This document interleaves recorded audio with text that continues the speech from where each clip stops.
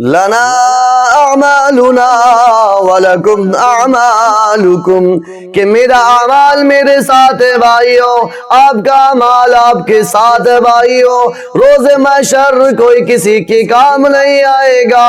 یہی تو علی الاعلان اللہ تبارک و تعالی نے قرآن مقدس میں فرمایا، وَيَوْمَ يَفِرُّ الْمَرْءُ مِنْ أَخِيهِ وَأُمِّهِ وَأَبِيهِ وَصَاحِبَتِهِ وَبَنِيهِ لِكُلِّ امْرِئٍ مِّنْهُمْ يَوْمَئِذٍ شَأْنٌ يُغْنِيهِ۔